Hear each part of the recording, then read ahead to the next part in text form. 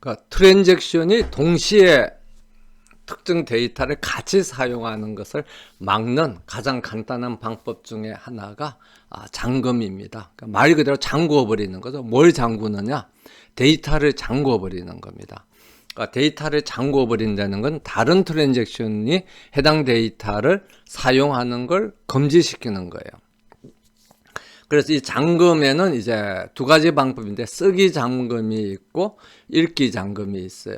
그래서 어떤 트랜잭션에 해당 데이터의 값을 쓰고 있는 동안이죠. 쓴다는 것은 갱신을 하고 있든지 또는 뭐 입력을 하고 있든지 삭제를 하고 있든지, 그러니까 인서트를 하는 거, 입력을 하는 경우나 업데이트를 하는 경우나 또는 딜리트를 하는 경우나, 이게 전부 다 쓰는 작업에 다 해당되는 거고, 읽는 작업은 말 그대로 이제 읽는 동안이에요. 그런데 데이터베이스의 특성상 읽기는 서로 여러 사람이 동시에 읽을 수가 있어요. 같이 읽을 수가 있는 겁니다. 그런데 내가 읽고 있는 동안에 다른 사람이 들어와서 그걸 바꾸겠다, 그러면 이제 문제가 생기는 거예요. 그래서 내가 읽고 있는 동안에 다른 트랜잭션이 들어와서 바꾸는 것은 금지를 시켜야 돼. 아니면 다른 트랜잭션이 와서 갱신을 하겠다 그러면 내가 읽는 것을 중지하든지 그렇게 해야 되는 겁니다. 그래서 읽기는 서로 같이 읽을 수 있기 때문에 사실 그렇게 큰 문제가 아니고, 동시에 여러 트랜잭션들이 같이 작업을 할 수가 있는 거죠. 그런데 이제 쓰기는 내가 어떤 데이터를 값을 바꾸고 있는 동안에는 다른 트랜잭션이 들어와서 이것을 전혀 사용을 할 수 없도록 해야 되는 겁니다. 그래서 내가 여기서 이제 내라는 것은 트랜잭션이죠. 어떤 특정 트랜잭션이 데이터 X를 이제 갱신을 하려고 한다. 그러면 이제 데이터 X의 상태를 봅니다. 그래서 지금 잠금이 하나도 없으면 쓰기 잠금으로 이제 바꾸고, 그 다음에 그걸 이제 자기가 알아서 트랜잭션을 실행을 합니다. 그래서 실행이 다 되고 나면 이제 이 쓰기 잠금을 이제 풀어주면 되겠죠. 그래서 쓰기 잠금이 다 되고 나면 그 다음에 이제 트랜잭션이 종료가 되면은 이제 이것을 잠금을 해제하는 그런 작업을 하면 되겠습니다. 그런데 이 다른 보니까 비잠금 상태가 아니고 다른 사람이 지금 쓰기 잠금을 하고 있다. 그러면 어떻게 돼요? 기다려요. 언제까지 기다립니까? 이 쓰기 잠금이 해제될 때까지 기다려요. 다른 사람이 또 읽고 있어요. 그럼 뭐 어떻게 해요? 그때도 기다려요. 왜냐면 다른 사람이 읽고 있는 동안에 내가 가서 그것을 바꾸면 그 사람이 읽고 있는 중간에 값이 막 바뀌니까, 조금 전에 했던 것처럼 뭐 더디 리더, 현황 파악 오류 같은 데서 이야기했던 것처럼 뭐 합산을 낸다든지 그럴 때 문제가 생기는 거죠. 그렇기 때문에 기다립니다. 그래서 그 다음에 이렇게 이제 다 하고 나면 이제 잠금 해제가에 와서는 어떻게 되느냐 그러면, 조금 전에 이야기했던 것처럼 만약 쓰기 잠금이었으면 어떻게 해요? 쓰기 잠금이었으면 잠금을 해제하고 모든 트랜잭션들한테 이제 통보를 합니다. 자, 나 쓰기 잠금 다 했다 하고 이제 통보를 하면, 나머지 또 이제 그 기다리고 있는 트랜잭션들이 이제 실행을 하면 되겠죠. 그렇게 하면 되는 겁니다. 그 다음에 이제 읽기 잠금인 경우에는 이제 그 데이터, 내가 읽고자 하는 데이터가 지금 잠금이 아니다, 비잠금 상태이면 그냥 읽기 잠금으로 이제 바꿔주고, 그 다음에 내가 읽고 있는 지금 트랜잭션의 수가 1이다 이렇게 이제 설정을 해주면 됩니다. 왜냐하면 읽기 잠금은 동시에 해당 데이터를 이제 같이 읽을 수가 있기 때문에, 그러니까 다른 말로 하면 서로 읽는 작업을 공유를 할 수가 있는 거거든요. 그래서 그 읽고 있는 지금 해당 데이터를 공유하는 트랜잭션이 몇 개다 하는 것을 기록을 해서 유지할 필요가 있습니다. 그 다음에 만약 비잠금 상태가 아니라도 다른 트랜잭션이 읽기 잠금 상태면 문제가 없는 거죠. 서로 같이 읽자 해서 같이 읽으면 되는 겁니다. 그래서 그 대신 읽고 있는 트랜잭션의 수를 이제 한 개 더 증가시켜 주면 됩니다. 그래서 다른 트랜잭션들이 읽는데 지금 5명이 같이 읽고 있다. 그러면 내가 들어가서 이제 6번째 트랜잭션이 되는 거죠. 그래서 6개의 트랜잭션이 같이 해당 데이터를 읽으면 되는 겁니다. 그런데 이제 문제는 쓰기 잠금 상태면 어떻게 되죠? 다른 트랜잭션이 그걸 값을 바꾸고 있기 때문에 그 쓰기 잠금은 배타적이라고 그랬잖아요. 그러니까 격리성이 유지가 돼야 되는 거거든요. 그러니까 이게 비잠금 상태가 될 때까지 기다리는 겁니다. 그래서 쓰기 잠금이나 읽기 잠금이나 어떤 트랜잭션이 어떤 작업을 하려고 그러는데 가서 그 상태를 봤는데 해당되는 데이터가 쓰기 잠금으로 돼 있다. 그러면 내가 하려는 작업이 쓰기든 읽기든 간에 무조건 기다려야 돼요. 그런데 만약 내가 하려던 작업이 읽기인데 가보니까 해당되는 데이터를 누군가가 읽고 있다. 그러면 어떻게 하면 되죠? 같이 읽자 해가지고 같이 읽으면 되는 겁니다. 그래서 그 잠금의 종류인 쓰기 잠금과 읽기 잠금이 그런 이제 차이가 있다는 것을 우리가 알 수가 있고요.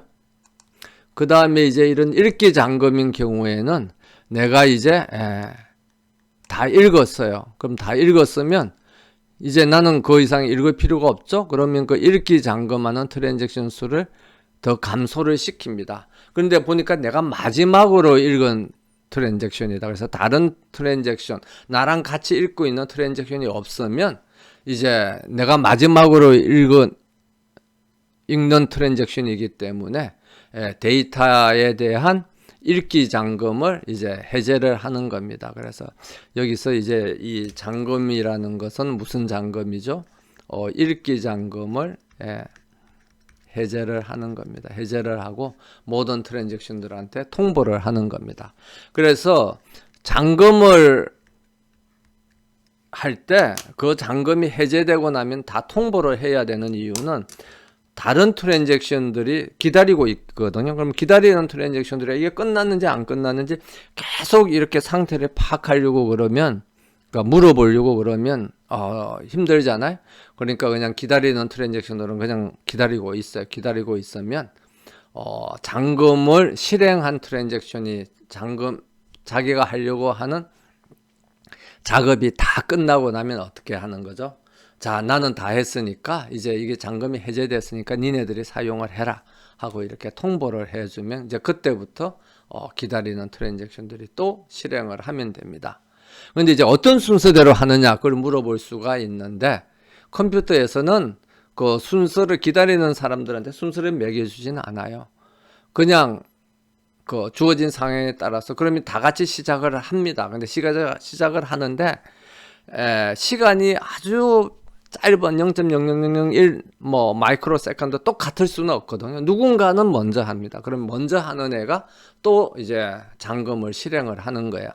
그래서 그 먼저 하게 된 애가 트랜잭션이 쓰기 작업을 하면 쓰기 잠금을 하면 되는 거고, 읽기 작업을 할 거면 읽기 잠금을 하면 되는 것입니다. 그래서 잠금의 단위에는 강의 자료에 있는 것처럼 데이터베이스를 통으로 다 잠글 수도 있어요. 근데 이건 진짜 이렇게 되면 문제가 심각해지겠죠. 국민대학교에 학사관리 데이터베이스가 있는데 어떤 과목의 교수님이 성적을 갱신한다. 그러면 데이터베이스 전체를 잠궈 버리는 거예요. 그러면 어떻게 돼요? 다른 교수님들은 성적을 갱신을 할 수가 없게 되는 거죠. 그러면 문제가 굉장히 심각하게 된다는 것을 우리가 이해를 할 수가 있습니다. 그래서 그 다음에는 테이블 단위로 잠그는 겁니다. 그러니까 뭐 수강 테이블만 잠그는 거야. 이 경우에도 학교의 성적 데이터베이스 같은 경우에는 문제가 크겠죠. 왜냐하면 수강 테이블 안에 여러 과목들의 수강 레코드들이 다 들어가 있으니까 그 테이블을 통으로 잠궈 버리면 다른 과목을 이제 성적을 갱신하고자 하는 교수님들이 다 기다려야 되는 겁니다. 아니면 이제 제일 마지막으로는 레코드들 단위로 잠그는 겁니다. 그러니까 예를 들면 내가 성적을 갱신한다 그러면 데이터베이스 관리론을 수강하는 학생들에 대한 그 특정 학생의 레코드, 그러니까 학번이 뭐 2017000 학생이고 과목이 데이터베이스 관리론인 그 레코드만 잠그는 거예요. 이럴 경우에는 이제 다른 교수님들의 성적 갱신에 미치는 영향이 굉장히 작겠죠. 그래서 어떻게 보면 잠금의 단위를 작게 할수록 미치는 영향이 작으니까 더 좋을 것처럼 보입니다. 그런데 이제 이렇게 하면 개별 레코더 단위로 잠그면 조금 전에 했던 것처럼 데이터가 그러니까 트랜잭션이 실행될 때마다 쓰기 잠금이나 읽기 잠금을 실행을 해야 되죠. 그럼 그 실행이 다 되고 나면 어떻게 해야 됩니까? 실행이 잠금이 다 해제됐다는 것을, 트랜잭션의 실행이 완료됐다는 것을 또 이렇게 갱신을 하고, 그 다음에 잠금이 전부 다 해제되면 그 해제됐다는 것을 또 알려줘야 되는 거죠. 그래서 다른 말로 하면은 트랜잭션의 그 잠금의 설정이라든지 잠금의 해제를 설정하고 해제하는 그 관리 노력이 훨씬 많이 들게 되는 겁니다. 그러니까 일장일단이 있는 거예요. 그러니까 뭐 어느 게 완벽하게 우월하다고 할 수가 없는 겁니다. 그래서 잠금의 단위가 작을수록 다른 트랜잭션에 미치는 영향이 작아지고, 잠금의 단위가 클수록 다른 트랜잭션에 미치는 영향이 굉장히 커집니다. 그러니까 미치는 영향이 커다는 것은 동시에 실행될 수 있는 트랜잭션의 수가 작게 되는 거죠. 그렇게 되면 이제 성능이 떨어지게 되겠죠. 그렇지만 또 잠금의 단위가 작아지면 그 특정 데이터를 내가 사용을 하고 있다 해서 잠금을 설정하고 잠금을 해제하는데 들어가는 그 시간이나 노력이 잠금의 단위가 작아지면 훨씬 많아지는 거예요. 그래서 예를 들면 데이터베이스를 통으로 해서 잠금을 설정하거나 해제하면 어떤 한 개의 데이터베이스, 뭐 학사관리 DB가 잠겼느냐 잠기지 않았느냐는 것만 관리하면 되는데, 테이블 단위로 하면 이 학사관리 데이터베이스 안에 테이블이 많이 30개가 있다. 그러면 이 30개에 대해서 잠금을 설정하고 잠금을 뭐 해제하고 하는 관리를 해야 되는 거죠. 그런데 레코더 단위로 하면 이 각각의 테이블에 뭐 레코더가 뭐 10,000개도 있고 10만 개도 있고 100만 개도 있어서 만약 레코더가 3천만 개가 있다. 그럼 이 3천만 개의 레코더에 대해서 잠금을 설정을 하고 해제를 해야 되기 때문에 그 잠금 관리 노력이 굉장히 많이 드는 겁니다. 그래서 어떤 방법이 좋다고 이야기를 할 수가 없어요. 그래서 그 상황에 맞게 테이블 단위로 잠금을 할 건지 또는 레코더 단위로 잠금을 할 건지 적절하게 판단해서 그것을 이제 데이터베이스 관리자가 설정을 해줘야 되는 겁니다. 그래서 뭐 데이터베이스 전체로 잠그는 경우는 아주 예외적이죠. 그래서 테이블 단위 아니면 레코더 단위별로 잠그는데, 여기서 보는 것처럼 데이터베이스 관리자가 이런 잠금에 대한 이해가 제대로 돼 있고, 이게 영향을 어떻게 미치고 그렇게 됨으로써 성능이 어떻게 될 것이다, 성능에 어떤 영향을 미치고 사용자들이 경험하게 될 파급 효과가 어떻게 될 것이다 하는 것들에 대한 이해를 제대로 해야 이제 올바른 잠금을 설정을 할 수가 있는 거죠. 그런데 이제 데이터베이스 관리자가 잠금에 대한 이해가 부족하면 잠금의 단위를 잘못 설정할 수 있게 되고, 잠금의 단위를 잘못 설정하게 되면 어떻게 되는 겁니까? 그 사용자들한테 미치는 영향이 굉장히 클 수가 있죠. 그리고 그 데이터베이스 시스템의 성능을 엄청나게 저해할 수도 있는 것입니다. 그 다음에 잠금을 실행함에 있어서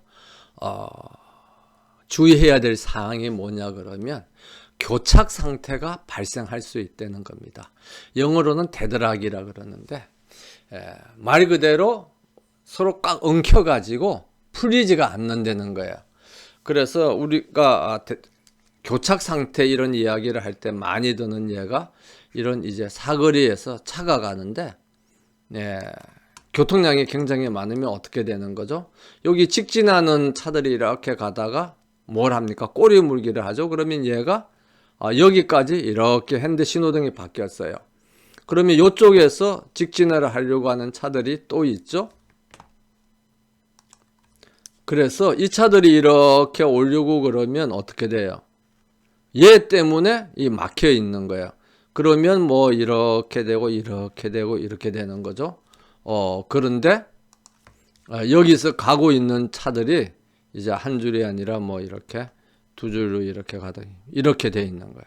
그러면 서로 엉켜 가지고 영원히 가지 못하는 그런 상태들이 생기는 겁니다. 그래서 이렇게 사거리에서 차가 완전히 엉킨 상태를 우리가 통상 뭐 교착 상태라고 이제 이야기를 합니다. 그런 것하고 마찬가지로 데이터베이스 시스템에서 트랜잭션이 실행되는 중간에도 이런 교착 상태가 발생할 수 있다는 겁니다. 그게 왜 그렇게 생기느냐 그러면 어떤 트랜잭션이 어떤 데이터 뭐 테이블이나 레코드나 그것을 이제 하나만 사용할 경우에는 문제가 되지가 않아요. 문제가 되질 않는데 두 개를 사용을 해야 돼요. X하고 Y를 두 개를 사용을 해야 됩니다. 그래서 두 개를 사용을 해야 되는데 X는 읽어가지고 X의 값을 읽어서 Y에다가 write를 해야 되는 트랜잭션이 있어요. 그러면 X의 값을 일단 읽고 있습니다. 읽고 그래서 이제 X는 자기가 읽었어요. 그러면 X라는 데이터를 다른 트랜잭션이 같이 읽고 있든지 아니면 자기 혼자서 읽든지 뭐 그렇게 읽고 있겠죠. 그래서 Y에다가 write를 하려고 보니까 Y를 다른 누군가가 사용을 하고 있어요. 그러면 어떻게 하는 거죠? 기다리는 거죠. 여기서 이제 기다리는 상태가 발생하게 됩니다. 그런데 또 다른 이제 트랜잭션이 Y는 읽었어요. 그래서 이 Y 값을 X 값에다가 Y를 읽어서 X 값을 갱신을 하려고 하는 트랜잭션을 이제 실행을 이제 우리가 트랜잭션 2라고 그러면 Y는 읽었어요. 그래서 자기 혼자서 읽고 있든지 아니면 뭐 다른 트랜잭션이랑 같이 공유해서 읽고 있든지 그래서 이제 읽어서 X에다가 write를 하려고 보니까 어떻게 되고 있죠? 트랜잭션 1이 X에다가 락을 걸어 놓은 거죠. 그러면 어떻게 돼요? 기다리는 겁니다. 그런데 보니까 트랜잭션 1이 기다리고 있는 Y는 누가 지금 사용하고 있는 거죠? 트랜잭션 2가 사용을 하고 있는 거죠. 그 다음에 트랜잭션 2가 기다리는 X는 누가 사용을 하고 있는 거야? 트랜잭션 1이 사용을 하고 있는 겁니다. 그러니까 기다리는 거예요. 그러니까 다른 말로 하면 두 손에 X하고 Y를 같이 가지고 있어야 돼요. 두 손에 X하고 Y를 같이 가지고 있어야 이제 트랜잭션을 실행할 수 있는데 트랜잭션 1은 뭐만 가지고 있는 거죠? 한 손에 X만 가지고 있고 그 다음에 Y를 기다리고 있는 겁니다. 그런데 트랜잭션 2는 이제 뭘 가지고 있느냐 그러면 Y를 가지고 있어요.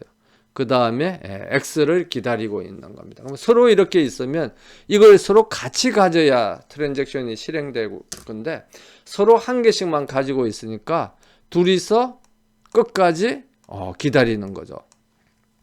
이게 말 그대로 데드락인 상태가 발생한 겁니다.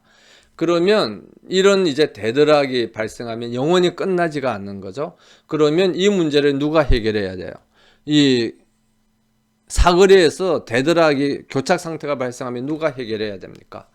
교통순경이나 아니면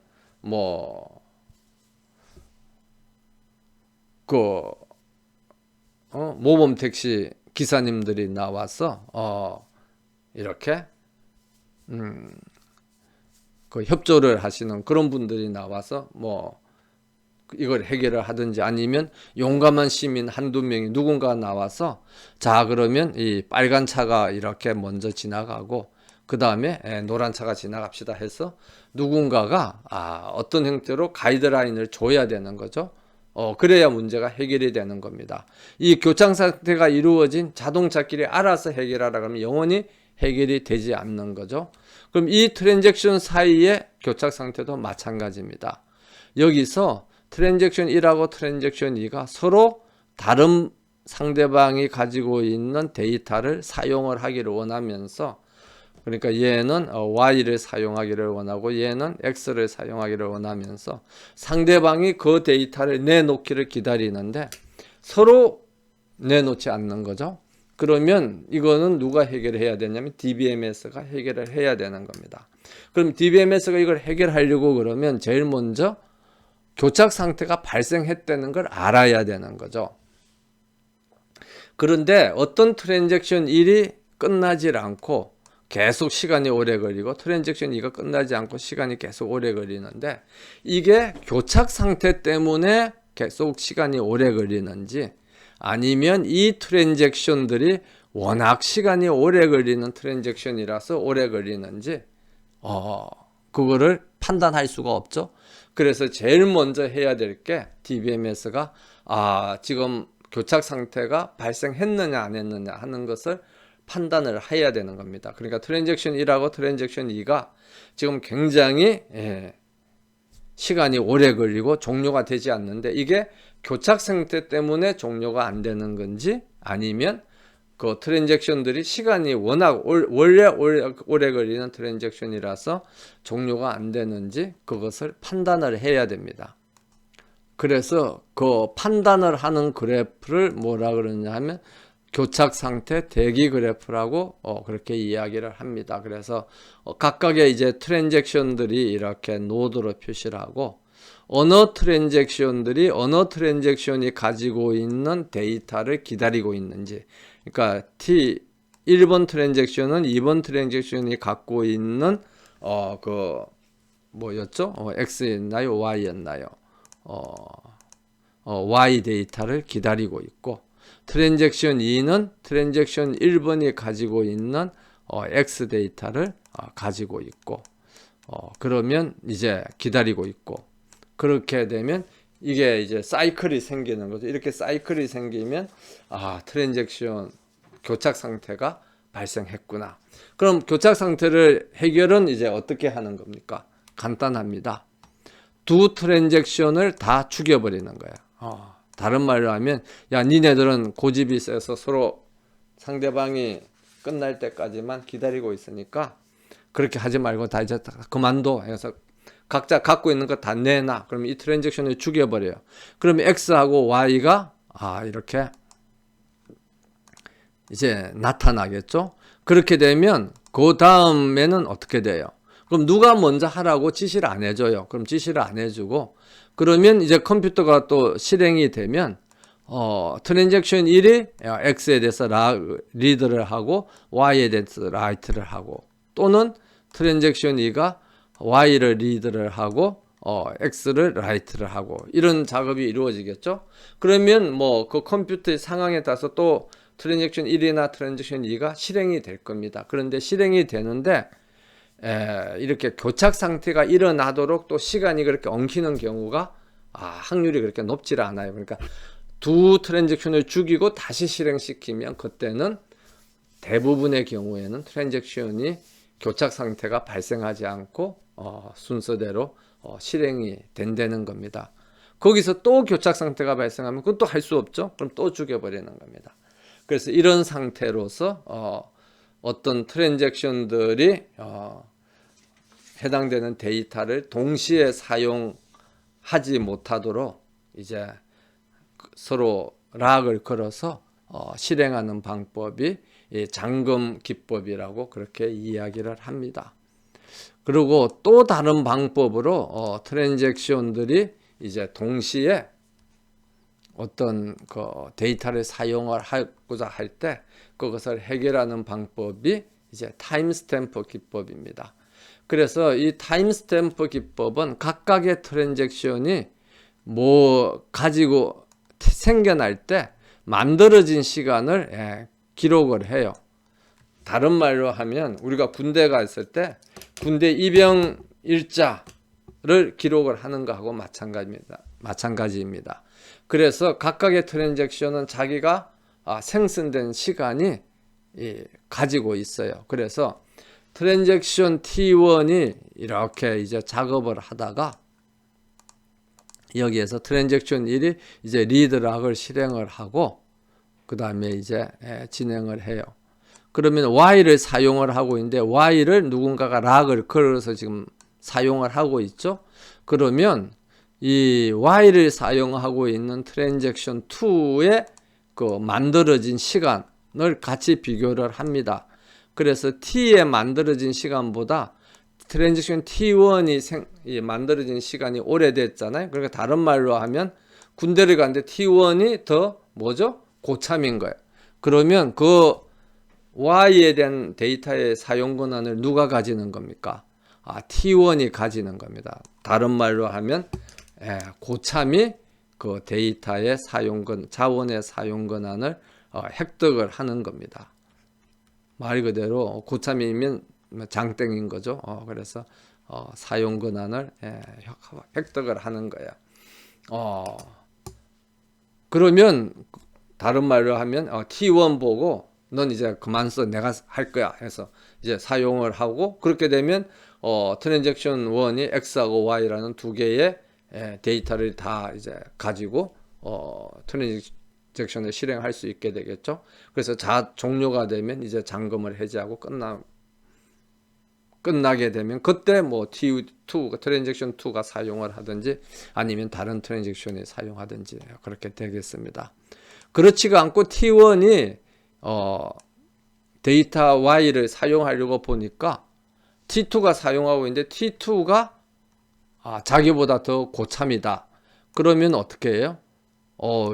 훨씬 고참이 또 사용을 하고 있으니까 T1은 기다려야 되는 겁니다.